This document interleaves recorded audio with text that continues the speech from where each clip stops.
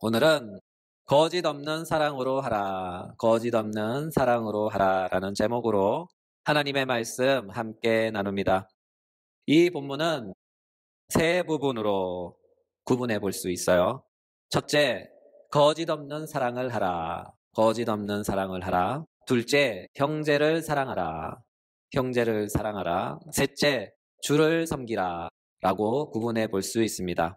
오늘은 첫 번째만 다루도록 합니다. 먼저 우리는 이 본문을 대할 때 두 가지 중 하나를 선택해야 해요. 그것은 바로 이 본문을 어떤 맥락에서 볼 것인가, 이 본문을 어떤 맥락에서 볼 것인가 하는 것이죠. 왜냐하면 이 본문을 보통 바라보는 입장이 두 가지 있습니다. 하나는 이 본문을 교회 성도들의 윤리 덕목으로 보는 입장인데, 이와 같은 입장을 따른다면 앞선 구절에 등장했던 7가지 은사는 교회 직분자들에 관한 말씀이 되고, 오늘 본문은 교회 지체들, 달리 말해서 교회 성도들의 생활 윤리에 해당되는 사도 바울의 겉면의 말씀이 되는 것이죠. 또 다른 하나는 바로 이것입니다. 이 본문을 바로 앞 9절의 7가지 은사와 밀접한 관계에 있는 말씀으로 보는 입장인데, 이 입장에 따르면 하나님께 받은 은사에 관한 사도 바울의 당부의 말씀으로 보는 것입니다. 이 두 입장을 비교해 볼 때 저는 두 번째 입장이 더 타당해 보입니다. 그래서 두 번째 입장에서 오늘 본문을 나누고자 합니다. 본문은 앞에서 나눈 하나님의 7가지 은사에 관한 말씀과 연속선상에 있는 말씀입니다. 앞선 구절들에서 교회에 부어주시는 하나님의 정규적인 은사 7가지를 나누었죠. 바로 예언의 은사, 섬김의 은사, 가르치는 은사, 위로의 은사, 구제의 은사, 다스리는 은사, 긍휼을 베푸는 은사입니다. 이 은사들이 정규적인 까닭은 오순절 날 성령께서 오신 이후 교회가 시작된 이후 꾸준히 교회에 나타나 상주한 은사들이기 때문이죠. 이와 같은 까닭에 앞서 나눈 말씀과 오늘 본문을 분석해 진술해 본다면 이렇습니다.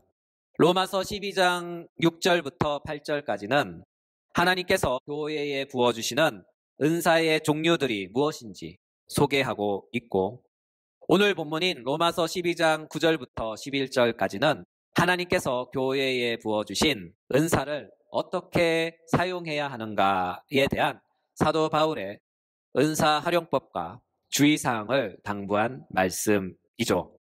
달리 표현하자면 하나님께서 주신 은사를 그 목적에 잘 선용한다면 교회는 하나님의 은사들로 말미암아 더욱 순수해지고 거룩해지며 마침내 하나님의 영광이 빛나게 됩니다.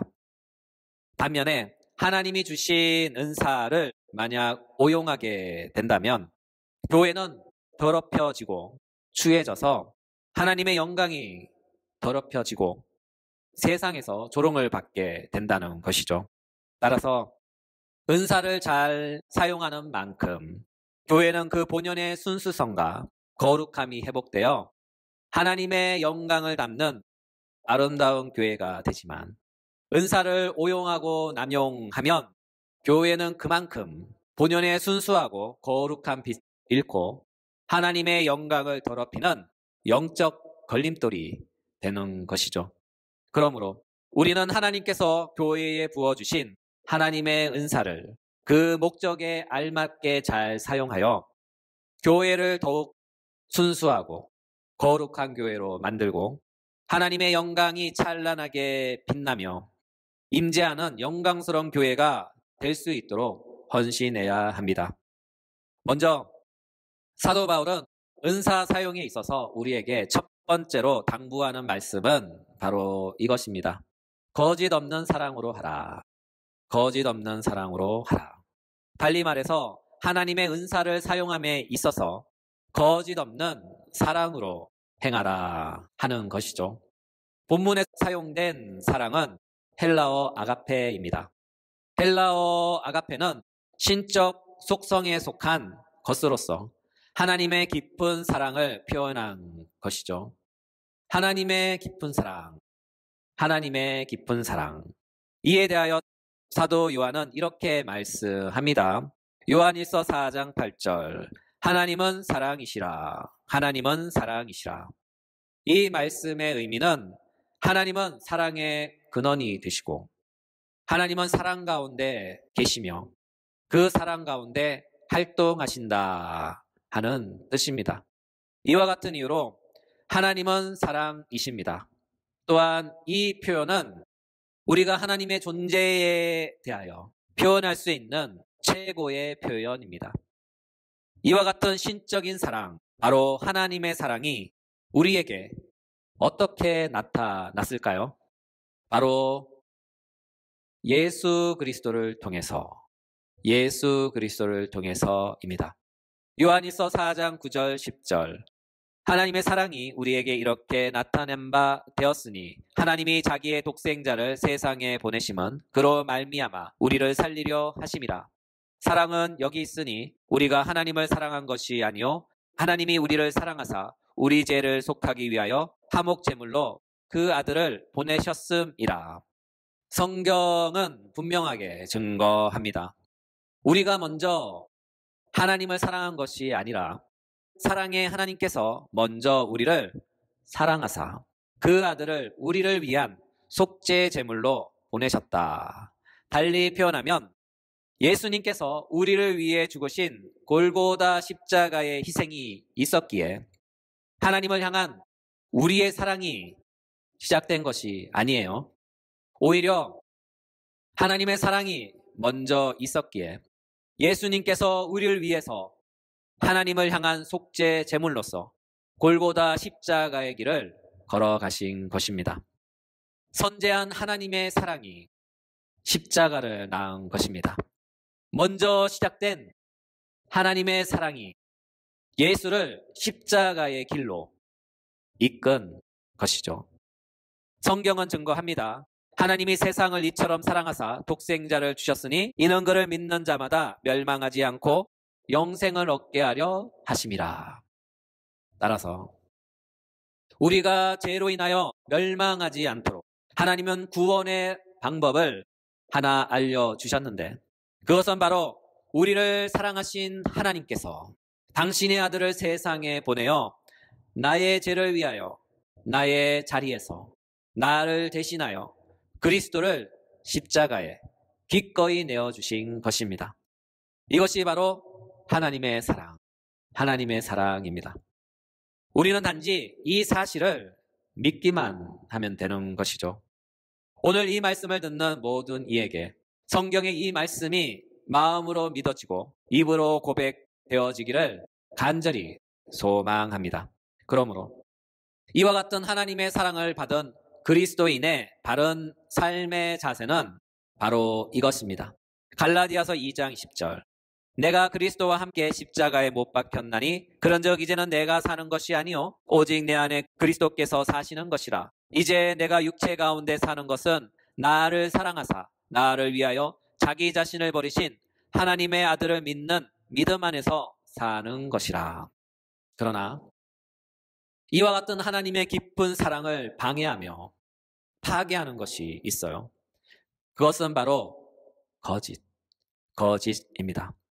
거짓은 악의 축소판이며 악마의 특성임과 동시에 진실을 파괴하는 강렬한 도구입니다.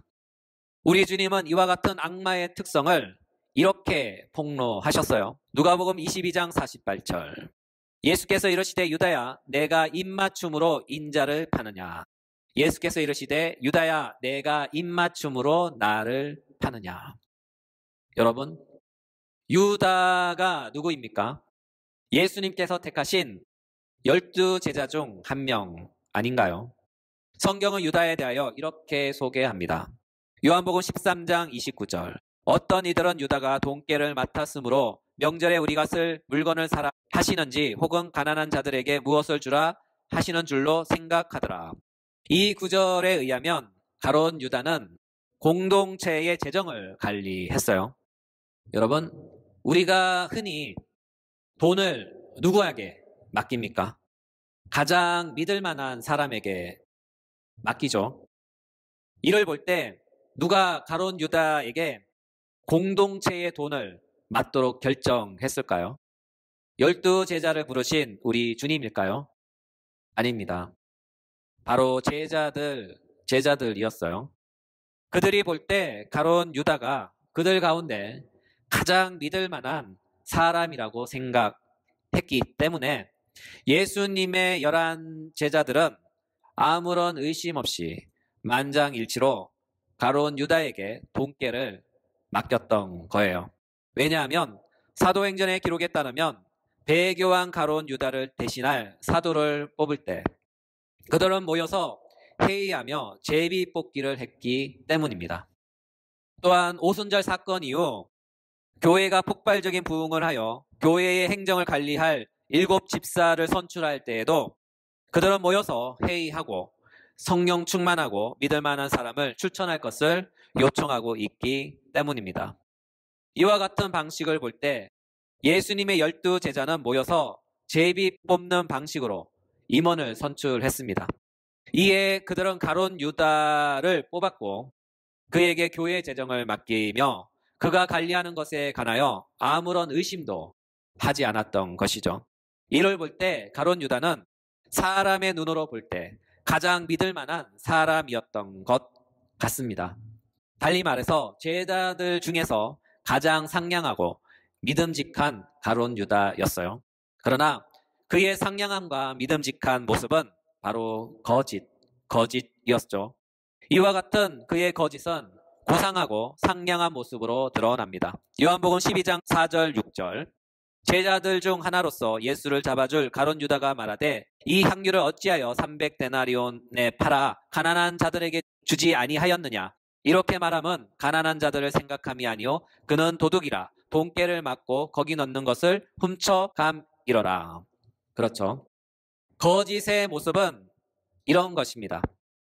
앞에서는 힘없고 연약한 이들을 위하여 그들에게 간도 쓸개도 다 줄 것처럼 선한 천사처럼 행세를 하지만 실상은 그 속에 호랑이가 들어있는 것이죠.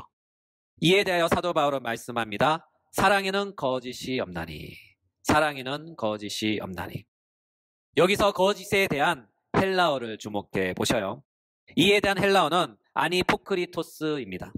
이 단어는 위선이 없다는 그런 뜻인데 이 단어의 어원은 히포크리테스로서 가면을 쓰고 연기하는 배우를 가리키는 말로 사용됩니다.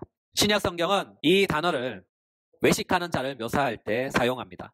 따라서 거짓은 뭐뭐 하는 척 하는 것이죠. 거짓은 뭐뭐 하는 척 하는 거예요. 달리 말해서 내 안에 사랑이 없는데 사랑이 있는 척 하는 것이죠. 이것이 바로 위선입니다. 이것이 바로 거짓입니다. 비록 얼굴에는 선함, 착함이란 상냥한 가면을 쓰고 있지만 그 속의 진실은 바로 거짓인 것이죠. 그렇다면 우리 안에 있는 이 사랑은 과연 무엇이며 어디서 발생하는 것일까요? 우리 안에 있는 사랑은 바로 아가페 사랑입니다. 이런 신적인 사랑입니다. 하나님의 사랑입니다. 달리 표현하면 이 사랑은 우리 안에서 발생한 사랑이 아니라 하나님의 사랑이 우리 안에 들어와 안착한 사랑입니다. 신적 사랑의 결정체, 바로 예수 그리스도입니다. 따라서 우리는 신적 사랑의 결정체인 예수 그리스도를 나의 구원자로 믿고 바로 하나님의 사랑이 우리 안에 들어와 안착하는 것이죠. 바로 예수를 주로 믿는 믿음을 통해서 말이죠. 그러므로 거짓 없는 사랑이란, 위선 없는 사랑이란 바로 이런 것입니다. 예수를 주로 믿고 구원받은 사람 속에 거하는 하나님의 사랑입니다. 이를 볼 때 하나님의 사랑은 느낌이 아니에요.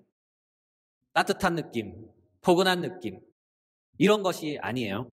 하나님의 사랑은 영혼에 안착한 복음이며 마음에 안착한 하나님의 진리입니다. 이것이 바로 성경이 증거하는 하나님의 사랑에 대한 진술입니다. 따라서 우리가 하나님의 사랑을 말할 때 물론 감정적인 요소가 작용하긴 하지만 감정적으로 표현하면 안 돼요. 분명한 진실은 하나님의 사랑은 우리 영혼에 속삭이는 하나님의 음성이며 우리 마음에 새겨지는 영적 지식이기 때문이죠. 이와 같은 맥락에서 거짓 없는 사랑, 위선 없는 사랑을 소유한 사람이 누구인가 묻는다면 바로 구원받은 사람, 중생한 사람, 거듭난 사람입니다. 왜냐하면 그들 안에 하나님의 사랑이 있기 때문이죠.